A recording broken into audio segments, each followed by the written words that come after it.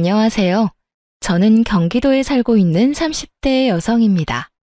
전 그렇게 길지 않은 결혼 생활 끝에 며느리를 돈 나오는 ATM기 정도로 아는 시모와 친정의 호의를 개똥으로 한 남편에게 시원하게 한 방 먹이고 이혼을 해버렸는데요. 저의 기가 막히고 코가 막힌 사연 한번 들어봐 주실래요? 저와 남편의 시작은 지인의 소개였어요. 우연히 지인과 함께하는 식사 자리에 남편도 함께 합석하게 되었고 그 자리에서 자연스럽게 소개를 받게 되었어요. 처음부터 남편이 마음에 들었던 건 아니었어요. 하지만 만나면 만날수록 괜찮은 사람이란 생각이 들었고 자상하고 다정한 남편의 모습이 좋아지며 연애까지 하게 되었죠. 그렇게 연애 3년 차에 되던 해에 남편과 저는 결혼을 하게 되었어요. 제가 남편과 결혼을 결심하게 된 가장 큰 이유는 저에게 한없이 잘하는 남편의 모습이 있기도 했지만 혼자 계신 엄마에게도 아들처럼 싹싹하게 구는 남편의 모습에 결혼을 결심하게 되었죠. 남편이 엄마에게 싹싹하게 구는 만큼 저도 자연스레 시모에게 잘하게 되었고 저흰 결혼까지 순탄하게 하게 되었습니다. 그렇게 결혼식을 마치고 꿈만 같던 신혼여행에서 돌아온 날 저흰 시댁에 선물을 드리기 위해 시댁에 들렀고 그날 전 시모가 제가 알던 시모와는 조금 다르다는 것을 느끼게 되었어요. 결혼하기 전 잠깐 만나 대화를 나눌 때는 한없이 고상하고 다정한 사람이었는데 신혼여행에서 돌아와 고심해서 준비한 선물을 드리니 대놓고 표정이 일그러지는 것이 아니겠어요? 그러면서 하는 말은 저를 더 황당하게 만들었죠. 선물이 이게 다니?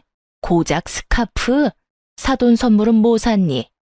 고작이라뇨. 거기에다 고작이라고 하기엔 그 스카프는 고가의 명품 스카프였고 평소 스카프를 많이 착용한다는 남편의 의견에 따라 남편이 직접 고른 비싼 스카프였어요. 전 그 순간 어이가 없었지만 최대한 아무렇지 않은 척하며 시모의 물음에 답해줬어요. 저희 엄마는 작은 카드 지갑 샀어요. 그리고 어머님 선물은 이 사람이 어머님 스카프 좋아한다고 이 사람이 고른 거예요. 그래, 엄마. 그거 비싼 명품 스카프야. 엄마 명품 스카프 갖고 싶다고 했었잖아. 사돈은 지갑이고 나는 왜 스카프야? 선물 가지고 차별하니 지금? 차별은 무슨. 엄마, 스카프가 지갑보다 더 비싸. 왜? 지갑으로 바꿔줄까? 엄마가 명품 스카프 갖고 싶다고 해서 나름 신경을 쓴 건데 지갑이 더 좋으면 지갑으로 다시 사줄게. 아니야. 이왕 사왔으니 잘 쓰마. 시모는 지갑보다 스카프가 더 비싸다는 말에 많이 당황한 듯 손사래를 치며 스카프를 야무지게도 챙기더군요. 그런 시모의 모습이 쉽게 이해가 되진 않았지만 그럴 수도 있다고 생각하려 애썼어요. 새 출발하는 좋은 날 괜한 불화를 만들고 싶지 않은 마음이 컸기 때문이죠. 거기에다 그 후에 이어진 식사 자리에선 시모는 다시 제가 알던 모습으로 돌아와 있었고 저는 그 문제를 깊이 생각하지 않고 넘기게 되었죠. 그렇게 시작한 결혼 생활은 생각했던 것보다 꽤 만족스러웠어요. 남편은 다정했고 시모는 저희의 생활에 무관심에 가까웠기에 가정에 불화가 생길 일이 전혀 없는 정도였습니다. 하지만 명절이라든지 생신날이 되면 시모가 과하게 용돈을 요구한다는 느낌을 지울 수가 없었어요. 그래도 좋은 게 좋은 거라고 형편껏 다 맞춰드리려고 노력했는데 생일을 얼마 앞둔 어느 날 시모가 전화로 이런 말을 하더라고요. 예, 옆집 며느리는 생일 때 갖고 싶은 거 마음껏 사라고 아예 카드를 줬다고 하더라. 얼마나 자랑하는지. 내 생일 얼마 안 남은 거 알지? 뭐 부담 주려는 건 아닌데 그냥 그렇다고. 이 정도면 그냥 무조건 카드를 내놓으라는 말과 다름이 없었고 저는 머리가 지끈하고 아파져 오더군요. 시모는 이런 말을 꼭 저에게만 했고 그렇다고 해서 명절 때 제가 드린 용돈이 적지 않은데 이번엔 아예 카드를 대놓고 요구하니 곤란한 건 사실이었어요. 1년에 한 번뿐인 생일날 카드 정도야 줄 수 있다고 생각하시는 분들도 계실 텐데 제가 그때까지 경험한 시모는 카드를 줬다간 카드를 준 제 손목을 분질러버리고 싶을 정도로 생각 없이 쓸 것이 분명했기에 선뜻 손이 나가지 않더군요. 특히나 제 돈에 대해서는 경제관념이 아예 없는 사람처럼 군 적이 한두 번이 아니었기에 그 고민은 더욱 컸어요. 그래서 전 결국 남편과 상의하기로 했죠. 여보, 곧 어머님 생신인 거 알지? 왜? 갖고 싶은 거 있으시대? 그게 옆집 아줌마네 며느리가 생일 선물로 갖고 싶은 거 사라고 카드를 줬다고 하시더라고. 들어보니 어머님도 카드 받고 싶으신가 봐. 어떻게 하지? 그래? 어떻게 하긴 뭘 어떻게 해. 그냥 통 크게 카드 드려. 남편은 대수롭지 않게 말했고 전 그런 남편의 말에 참 어이가 없더라고요. 뭐? 아무리 그래도 카드를 어떻게 드려. 아무리 그래도 그건 좀 아닌 것 같아. 그깟 카드 좀 주면 어디가 덧나? 큰일이라도 난대? 우리 엄마 그렇게 생각 없는 사람 아니야. 아마 옆집 아줌마가 카드 받았다고 하니 본인도 며느리한테 카드 받았다고 자랑하고 싶어서 그러는 거지.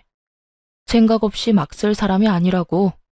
써도 얼마 쓰지도 않을 테니까 그냥 드려. 알겠어? 그래? 알겠어. 어쩌면 자신의 엄마를 몰라도 저렇게나 모르는지 화를 내며 호언장담하는 남편을 보며 어찌나 한심했던지 모릅니다. 제가 아무리 말해도 남편은 시모의 씀씀이를 받아들일 리 없었고 그랬기에 저는 일단 알겠다고 한 뒤 저희가 생활비 카드로 쓰는 남편의 카드를 시모에게 주었어요. 남편의 말처럼 자랑 목적으로 카드를 달라고 했다면 다행이지만 저는 절대로 그렇게 생각하지 않았으니까요. 시모는 카드를 받고선 어린아이처럼 기뻐했고 그날 저녁 남편은 사색이 된 얼굴로 집으로 돌아오더군요. 사색이 된 남편은 저를 보자마자 다짜고짜 화를 내기 시작했어요. 당신 생활비 카드로 백화점에서 쇼핑을 이렇게 하는 여자가 어디 있어? 이게 다 얼마야? 뭘 얼마만큼 산 거야 도대체? 무슨 말이야 그게? 내가 무슨 쇼핑을 해? 발뺌하는 거야? 참나. 이거 좀 봐봐. 이거 당신이 다 쓴 거잖아. 저의 물음에 남편은 씩씩거리며 승인 문자들을 보여주며 여전히 화를 내고 있었어요. 승인 내역을 보니 역시나 시모는 저의 예상대로 쇼핑을 아주 시원하게 했더라고요. 평소 남편 돈은 몰라도 제 돈은 어디 버튼이라도 누르면 나오는 돈으로 여기는 시모였기에 당연히 이런 상황을 예상했던 전 씩씩거리는 남편을 여유로운 표정으로 바라봤고 그 순간 다시 승인 문자가 울리더군요. 한 식당에서 뭘 얼마만큼 먹었는지 20만 원에 가까운 승인 문자가요. 이게 뭐야? 당신은 여기 있는데 왜 혹시 카드 잃어버렸어? 잃어버리긴 당신이 어머니한테 카드 주라며. 그래서 우리 생활비 카드 줬어. 뭐? 그럼 이게 다 엄마가 쓴 거란 말이야? 내가 아니라 어머님이 다 쓰신 거야. 하루 종일 아주 야무지게도 쓰셨네. 이게 다 얼마야? 그 순간 일그러진 남편의 얼굴에서 할 말이 참 많아 보였지만 자신이 한 말이 있어서인지 남편은 아무 말도 하지 못한 채 방으로 들어가 버리더군요. 전 그런 남편과 시간차를 두고 뒤따라 들어갔고 남편은 안방에 딸린 화장실에서 통화 중인 듯 했어요. 언뜻 카드, 쇼핑 이런 이야기들이 들리는 것을 보니 시모에게 전화를 하는 듯 했고 남편은 조금 화가 난 목소리인 듯 했지만 시모에게 별다르게 화를 내는 것 같진 않더라고요. 뭐 어떻게 화를 내겠어요. 자기 엄마가 생일날 며느리 카드인 줄 알고 신나게 쇼핑했는데 그거 가지고 크게 화를 내기에도 모호한 상황이니 그저 속만 끓을 뿐이었겠죠. 그렇게 통화를 끝낸 남편은 잠이 들 때까지 말 한마디 걸지 않았고 저 역시 그런 남편을 그냥 내버려 두었어요. 다음날 회사에 출근해서 일을 하고 있으니 화가 잔뜩 난 시모에게서 전화가 오더군요. 얘, 너 진짜 애가 왜 그러니? 내가 네 카드 달라고 했지 언제 내 아들 카드 달라고 했어? 아, 그거요. 어머님이 저번에 카드 달라고 한 거 그 애한테 말했더니 형식상 옆집에 자랑하고 싶어서 카드를 달라고 했을 거다. 절대로 생각 없이 막 쓰실 분이 아니다. 라고 하길래요. 그렇다면 아무 카드나 상관없다 싶어서 생활비 카드로 드린 건데 무슨 문제가 있나요? 아무것도 모르는 척 낭창하게 답하는 제 대답에 시모는 할 말을 잃은 듯 거친 숨소리만 들리더군요. 저는 거기에서 멈추지 않고 정말로 아무것도 몰라서 묻는다는 듯 말을 이어나갔어요. 설마 어머님 막 쓰신 건 아니죠? 그이가 어머님은 그렇게 몰상식하게 자식들 카드로 사치 부리는 사람이 절대 아니라고 저한테 호언장담했거든요. 그럴 리가 있니? 그냥 물어본 거다. 보니까 우리 아들 카드길래 그냥 물어본 거야. 아, 그러셨어요? 그래서 어머님도 옆집 아주머니께 자랑 좀 하셨어요? 그래. 아주 실컷 자랑했어. 그럼 끊으마. 시모는 짜증 가득한 목소리로 전화를 끊어버렸고, 이로써 저는 시모가 제 생각과는 전혀 다른 사람이란 걸 확실하게 알게 되며 시모와 거리를 두며 지내게 되었어요. 시모와 거리를 두고 지내니 남편과의 관계도 나빠질 일이 없었고 나름 화목한 하루하루를 보내고 있었죠. 그러던 어느 날 전 하루 연차를 내고 친정에서 시간을 보내기로 했고 엄마와 밥도 먹고 오랜만에 휴식을 취하며 엄마가 휴대전화에 깔아달라고 했던 앱들을 깔고 있었어요. 그런데 그때 입금 알림이 울렸고 그 순간 제 두 눈을 의심하고 말았죠. 남편 이름으로 입금된 금액 5만 원. 참 경악스럽더라고요. 그 당시 저와 남편은 매달은 부담스러워 드리지 못하고 3개월에 한 번씩 양가 부모님께 용돈을 드리고 있었어요. 친정은 남편이, 시댁은 제가 드리고 있었는데 암묵적으로 정해진 금액이 30만 원에서 50만 원이었던 터라 저는 그렇게 드리고 있었는데 남편은 달랑 5만 원이라니 황당할 수밖에요. 전 그 자리에서 그간 입금 알림 문자들을 살펴보았고 남편 역시 처음엔 저와 비슷하게 보내다가 지난 1년 가까이는 5만 원을 보냈더군요. 5만 원이라니 저희 엄마를 무시하는 것도 정도가 있지. 이 정도면 그냥 보내지 않는 것이 더 낫지 않나요? 아무리 형편에 맞게 드리는 용돈으로 성의 표시라도 한다는 것이라지만 몇 달 뒤에 있는 자기 부모님 결혼기념일 기념으로 해외여행을 보내드린다고 큰돈을 들여 비행기 티켓부터 숙소까지 예약했다는 것을 뻔히 아는 상황이라 더욱 화가 나더군요. 전 괜히 엄마까지 신경 쓰이게 하고 싶지 않아 아무런 티를 내지 않고 시간을 보내다 집으로 돌아왔어요. 부글부글 끓는 마음을 안고 남편을 기다렸죠. 퇴근한 남편이 돌아오자 저는 현관문에서부터 남편에게 따져 물었죠. 당신 진짜 너무한 거 아니야? 다짜고짜 너무하다니 무슨 말이야? 알아들을 수 있게 말해줘야지. 나 다 알고 있어. 당신 근 1년 동안 우리 엄마한테 용돈 5만 원씩 보냈더라. 우리 엄마가 거지야? 5만 원이 없을까봐? 그럴 거면 차라리 보내지 말았어야지. 난 매번 당신 집에 적을 땐 30만 원, 많을 땐 50만 원씩 드리는 거 뻔히 알면서 뭐 5만 원? 지금 장난해? 우리 집이 그렇게나 만만하게 보였어? 애초에 양갓집에 3달에 한 번씩 용돈 주자는 사람도 당신이었잖아. 이러려고 용돈 주자고 했어? 아니, 그게 아니라 당신도 알잖아. 우리 엄마가 그때 생활비 카드로 쇼핑도 과하게 하기도 했고 이번에 부모님 결혼기념일에 여행 보내드린다고 돈도 많이 쓰기도 해서 여유가 없었어. 그걸 말이라고 해? 그럴 거면 아예 보내질 말든가 나한테 말하든가 했어야지.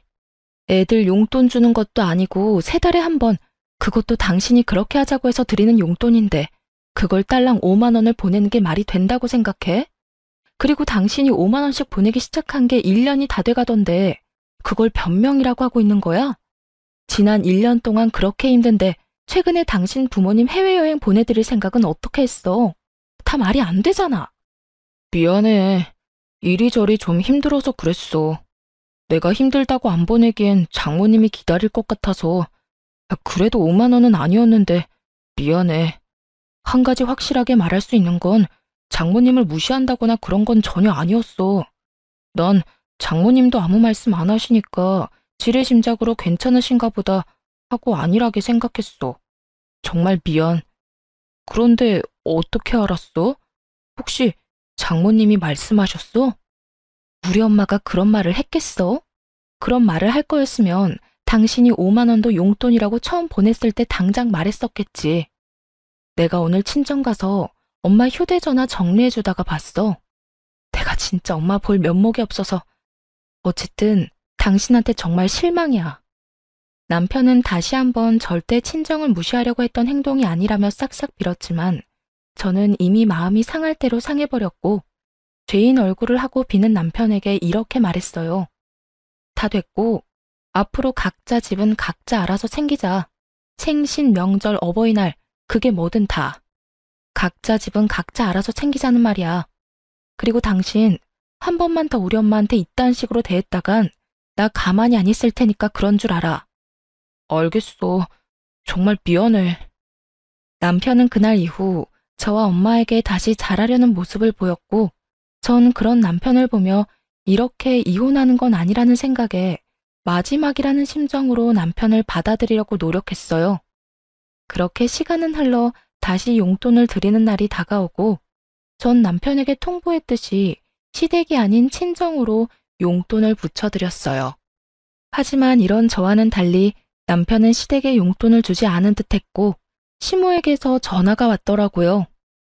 예, 너 왜 이번 달에는 용돈 안 주니? 혹시 잊었니? 넌 나이도 젊은 애가 그런 걸 잊고 그러니? 나 오늘 돈 쓸 때 있으니까 얼른 붙여주려무나. 제가 무슨 시모에게 돈 빌린 빚쟁이도 아니고 용돈 달라는 사람이 얼마나 당당한지 참 기가 다 막히더군요. 어머님, 이제부터 각자 집 용돈은 각자 챙기기로 했어요. 그러니까 그렇게 급하면 그이한테 전화해보세요. 뭐? 그런 게 어디에 있니? 매번 네가 줬으면 계속 네가 줘야지. 왜 내 아들한테 주라고 그러니? 그러지 말고 그냥 네가 줘. 괜히 바쁜 애한테 그런 거 시키지 말고. 알겠니?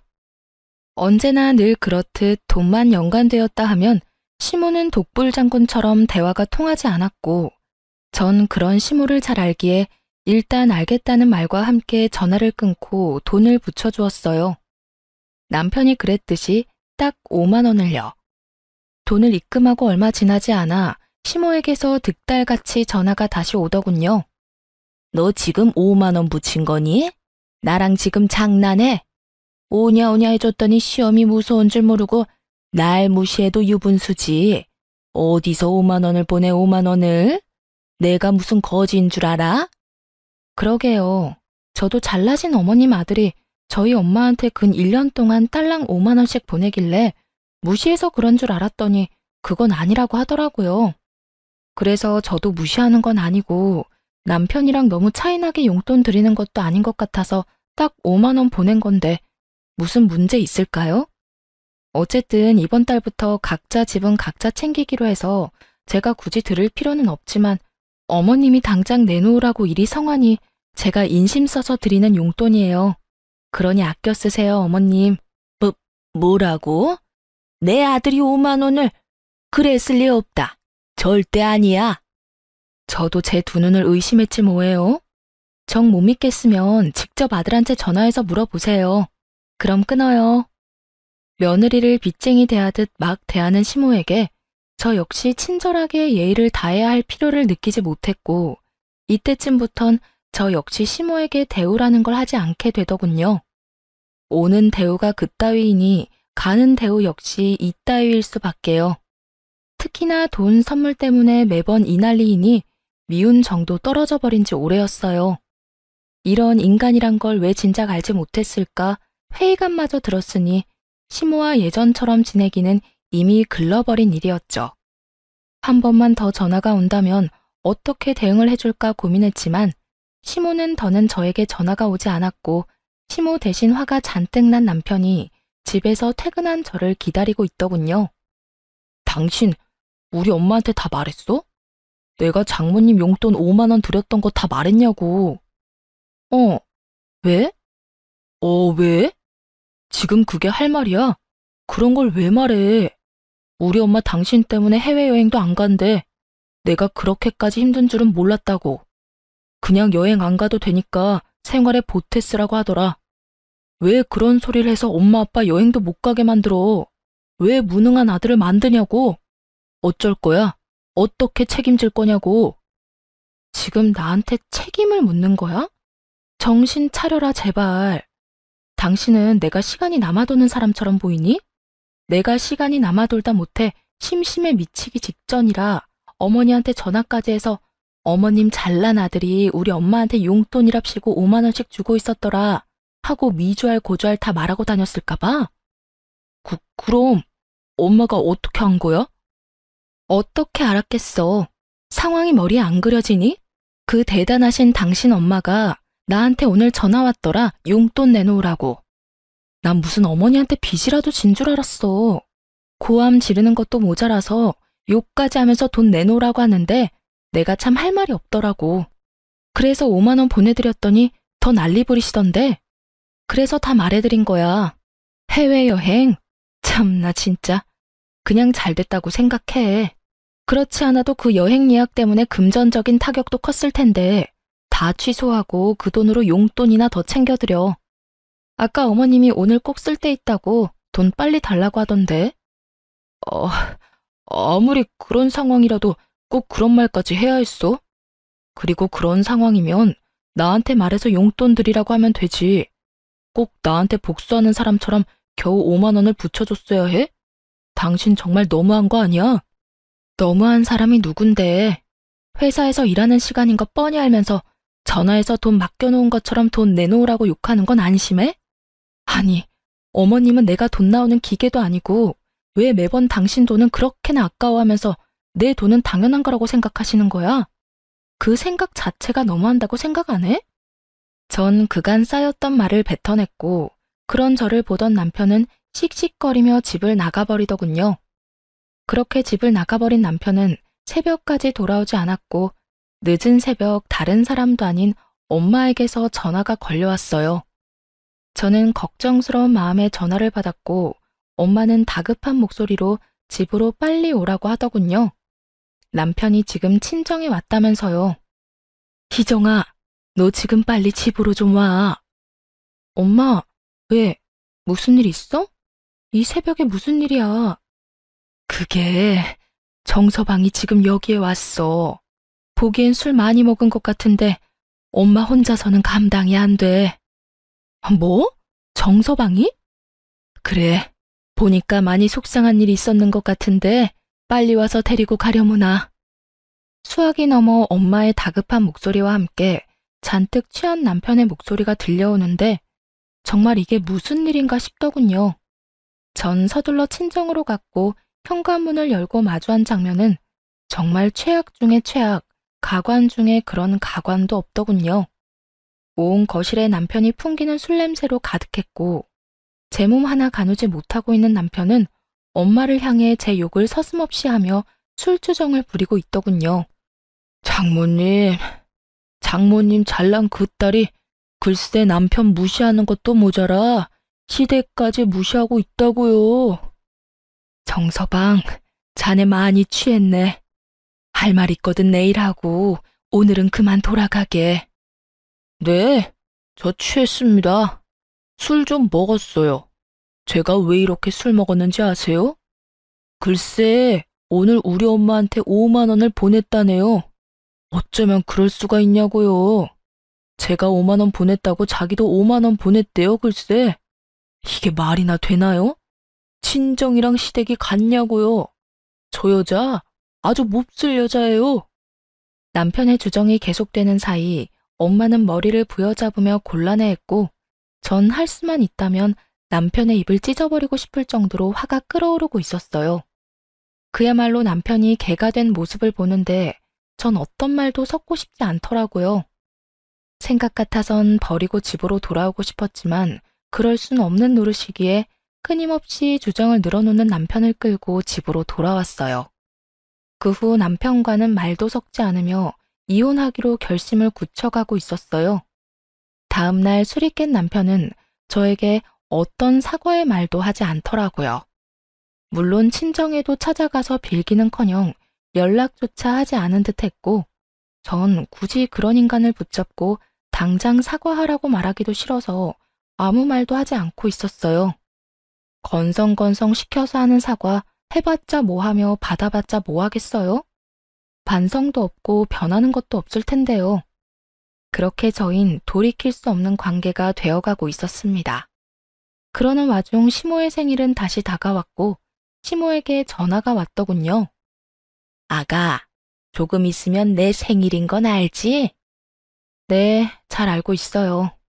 그러면 다행이고, 이번 생일 땐 선물이나 용돈은 됐고 생일상 좀 차리거라. 집에서 친한 지인들 불러서 간단하게 밥이나 함께하고 넘어가려고.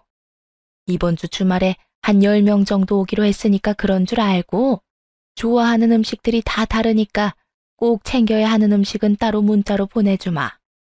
아, 간단하게 10명이요? 이번 주말이고요. 그래. 그리고 생일 선물이나 용돈은 필요 없긴 하지만 정 네가 챙기고 싶으면 챙겨도 되니까 그렇게 알고. 그러면 주말에 보자. 이쯤 되니 화도 나지 않았고 어쩜 저런 생각을 다 해낼까 싶어 아낌없는 찬사마저 나오더군요. 제가 전화를 끊고 헛웃음을 뱉어내고 있으니 그런 저를 보던 남편이 무슨 일이냐고 물어왔고 전 남편에게 알려주었어요. 왜? 무슨 일이길래 그렇게 웃어? 우리 엄마 아니야? 맞아. 곧 어머님 생신이잖아. 이번엔 간단하게 지인분들 불러서 생신하고 싶다네. 간단하게 한 10명 부를 테니까 와서 상 차리라고. 10명이 간단하게가 맞는 거야? 당신 생각은 어때? 생신상? 그게 왜? 그리고 10명이면 간단한 거지. 옛날에는 동네 잔치도 하고 그랬어. 그 정도는 며느리로서 당연히 해야 할 도리 아니야? 이렇니 저렇니 군말하지 말고 생신상이나 제대로 준비해. 엄마 친구분들도 많이 오신다고 하니까 엄마 망신당하지 않게 제대로 솜씨 발휘해보란 말이야. 언제는 자기 부모 생신인데 왜 저보고 그런 고생을 하냐며 자기 부모 생신 땐 자신이 미역국부터 해서 다 준비할 테니 신경도 쓰지 말라던 남편은 어느새 저런 골빈말이나 뱉어내는 놈으로 변해 있더군요. 기대를 한 것은 아니었는데 이렇게 변해버린 남편을 직면하고 나니 더는 이런 남자와 함께 살 이유가 없다는 생각이 들더군요. 그깟 생일상 충분히 차려드릴 수 있는 일이었지만 이때까지 일어난 일들로 인해 충분히 시댁과 남편에게 실망했고 무엇보다 이혼을 고민하는 와중이었잖아요.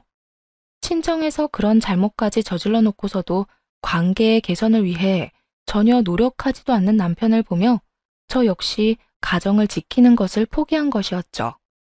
그렇게 이혼을 결심하는 그 순간에도 시모는 눈치도 없이 생일상에 꼭 올려야 할 음식들을 문자로 보내오고 있었고 전 이렇게까지 하는 시모를 보며 이혼 통보의 날을 시모의 생일로 정하게 되었습니다. 드디어 기다리고 기다리던 시모의 생일날, 전 남편과 함께 시댁으로 향했고 당연히 양손 가득 장을 봐올 거라 생각했던 시모는 빈손으로 시댁에 들어서는 저를 보며 이렇게 말하더군요. 예, 너 왜 빈손이니? 재료는 장 안 봐서 왔니? 아, 혹시 출장 뷔페 불렀니? 하긴 요새는 그렇게도 많이 한다고 하더라. 쓸데없이 가짓수 많이 하지 말고 제대로 된 음식 몇 가지 제대로 예약하지 그랬어. 음식은 괜찮게 한다니?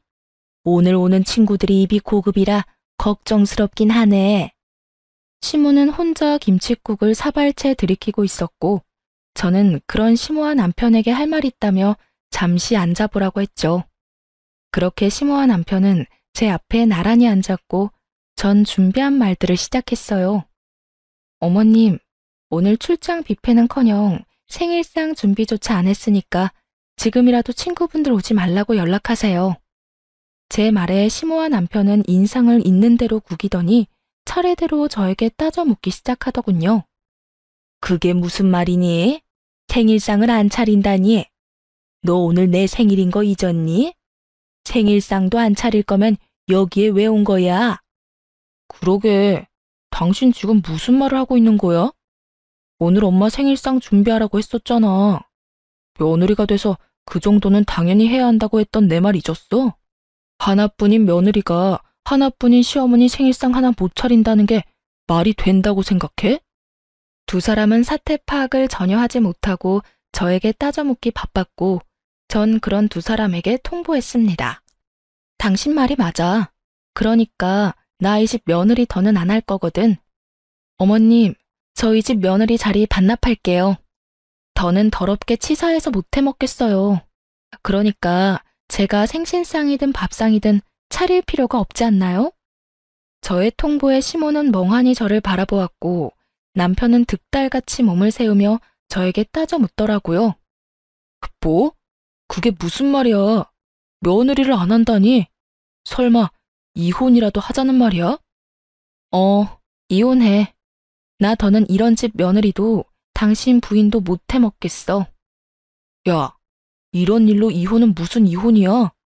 생신상 차리는 게 뭐라고 이혼까지 해?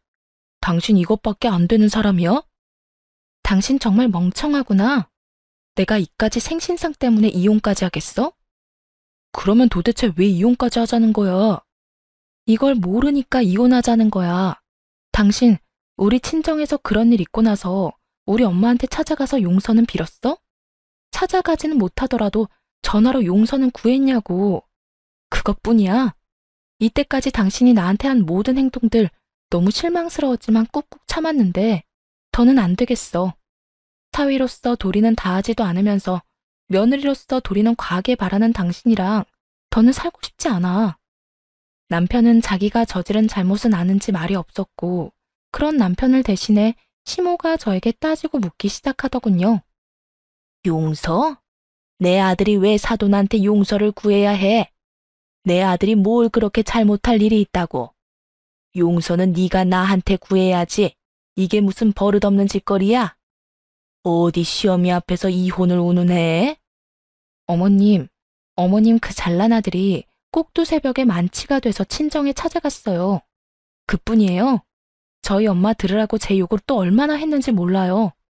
고함은 얼마나 질러대는지 제가 참 친정엄마 별 면목이 없더라고요. 그런데 그 잘난 어머님 아들이 그런 사고를 쳐놓고 저희 엄마한테 이날 이때껏 연락 한 통 안 하고 있지 뭐예요? 그러니 제가 눈이 돌겠어요, 안 돌겠어요?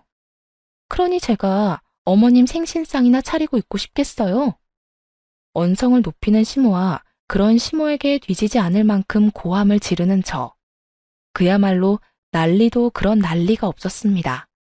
시모는 믿을 수 없다는 눈빛으로 남편을 쏘아보더니 이내 남편 놈을 운운하고 나서더군요. 남자가 술 많이 마시고 그러다 보면 그런 실수쯤은 다 하는 거야. 그런 걸 잘 감싸줘야 진정한 내주지. 어디 나서서 고개를 숙이라 말라 명령질이야. 큰일할 남자한테 함부로 아무 데서나 고개 숙이라고 하면 안 되는 거야. 그리고 사돈도 다 이해하실 거다. 아무렴 사위는 백년 손님인데 이해하고 말고. 정말 그 입에서 뱉어지는 한마디 한마디가 뭐 같아 말을 섞고 싶지도 않더군요. 저는 그런 시모에게 비웃음과 함께 이렇게 말해주었습니다. 어머님은 그렇게 잘 생각하시고요. 전 전혀 그렇게 생각하지 않으니 이혼하겠습니다. 제가 이혼하고 어머님 아들 다시 그 잘나신 품에 돌려드릴 테니 이혼하거든 앞으로도 쭉 그런 아들로 그렇게 잘 키워보세요. 아마 그런 식으론 제 혼은 죽었다 깨도 힘들 테니 쭉 끼고 한평생 잘 사시면 돼요. 이 인연이 말이면 단줄 아나 어디서 그딴 막말을 해? 막말은 무슨? 진심인데요.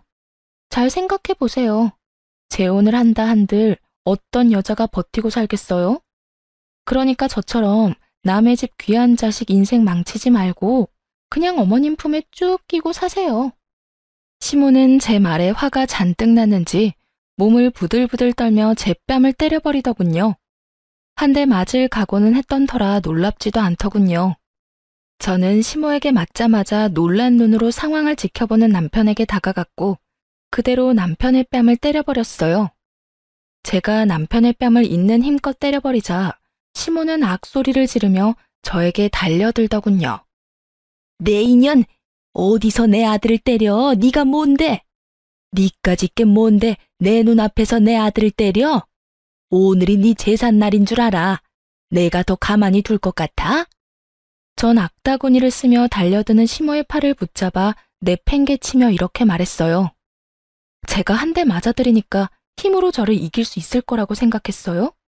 예의상 한 대 맞아들인 거고 더는 남아있는 예의가 없어요. 그러니까 다신 제 몸에 손대지 마세요. 시모는 남편의 옆으로 고꾸라졌고 전 그런 두 사람에게 이렇게 말했어요. 이젠 정말 이혼밖에 없어. 그러니까 조용히 이혼해. 구질구질하게 굴지 말고. 저를 죽일 듯이 노려보는 시모와 망연자실한 남편 놈을 뒤로 한 채 저는 현관문을 열었고 현관문 앞은 언제 온 것인지 시모의 친구들이 줄지어 현관에 귀를 대고 있더군요. 언제 온 것인지 확실히 알 순 없었지만 한 가지 확실히 알겠는 건 저희의 다툼을 모두 들었다는 것이었어요. 저마다 표정이 놀람과 호기심 그리고 경악으로 눈을 반짝이고 있었거든요.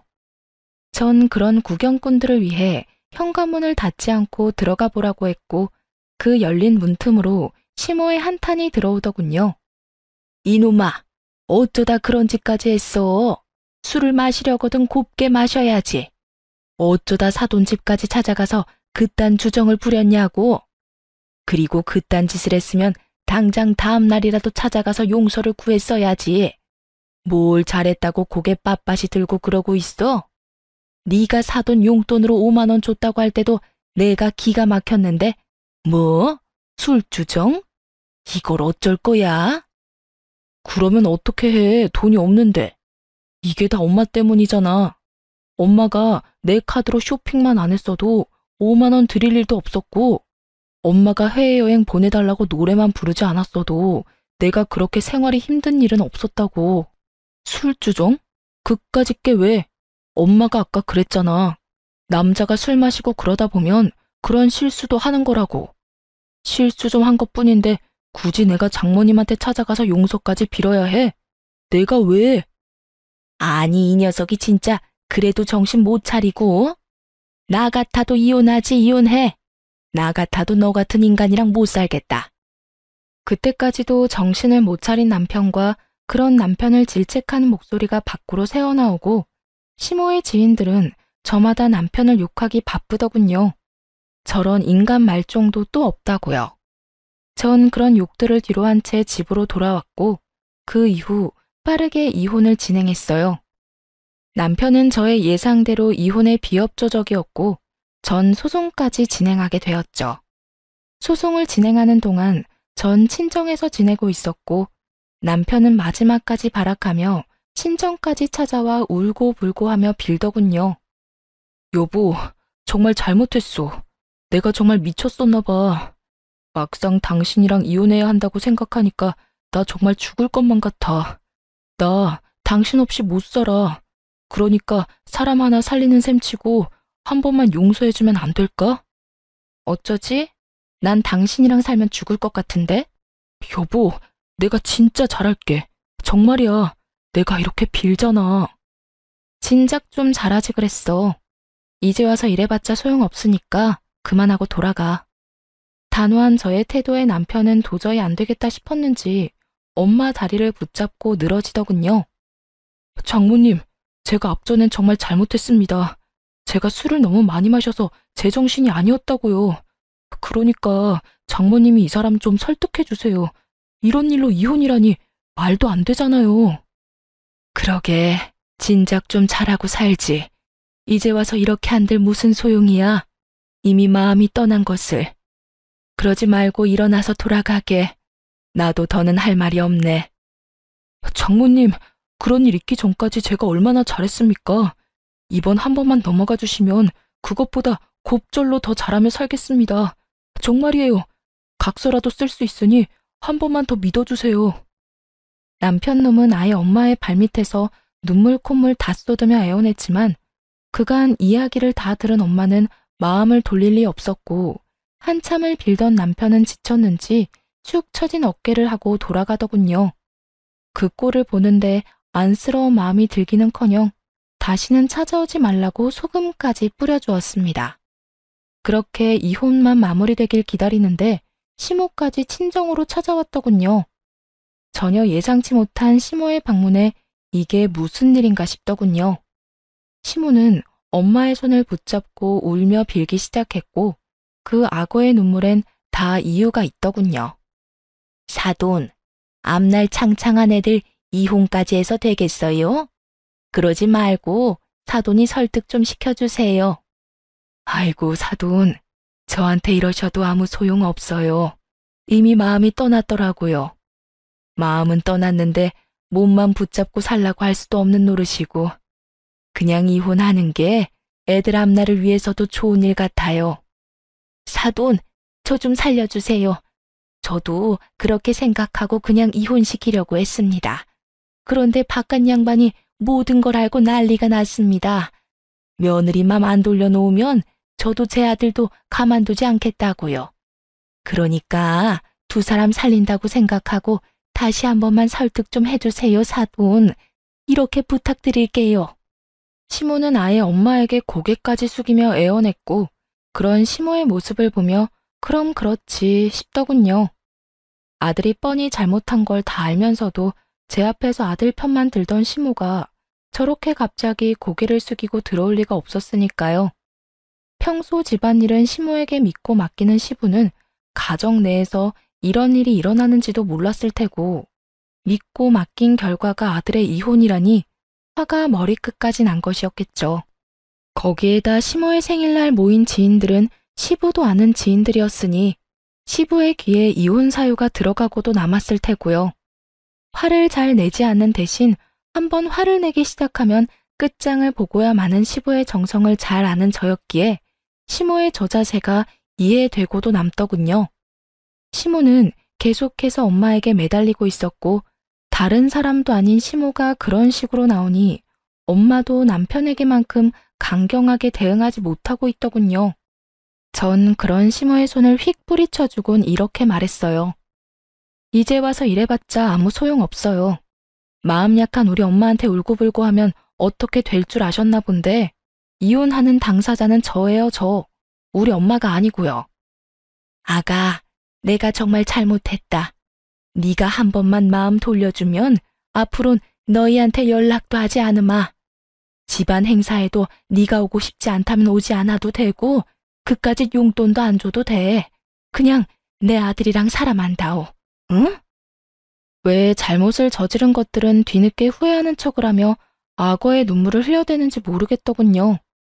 그러게 진작 잘하지 말이에요. 저번 머리채를 잡으려던 그 순간과는 180도 다른 모습으로 저희 앞에 엎드렸고, 전 그런 시모에게 이렇게 말했어요. 저는 어머님 아들이랑 1분 1초 같이 살아만 주는 것도 싫습니다. 그러니까 이만 돌아가 주세요. 계속 이러면 제가 끌어낼 수밖에 없어요. 이 인연이 뭐? 끌어내? 네가 감히 누굴 끌어내? 누군 니까지 년이 예뻐서 이런 줄 알아? 나도 그 영감탱이 아니면 여기서 이러는 일도 없었어. 당장 이혼시키고 새장가 보내면 되지. 이혼이 여자한테나 흠이지 남자한테도 흠인 줄 아니? 남자는 얼마든지 처녀한테 장가 갈 수 있다고. 그리고 사돈도 그러는 거 아닙니다. 사람이 이렇게 빌면 말이라도 그렇게 해본다고 하면 어디가 덧납니까? 얘가 누굴 닮아서 이리도 독한가 했더니 다 사돈 피었나 보네요. 시모는 마지막 발악에 가까운 막말을 쏟아내고 있었고, 전 그런 시모를 끌어내며 이렇게 말했어요. 아줌마, 여기 와서 행패 부리지 말고 당장 나가세요. 한 번만 더 찾아오면 경찰에 신고할 테니 그런 줄 알고요. 그리고 오늘 와서 이렇게 행패 부린 거 아버님께 전화해서 다 말할 테니 그렇게 아세요.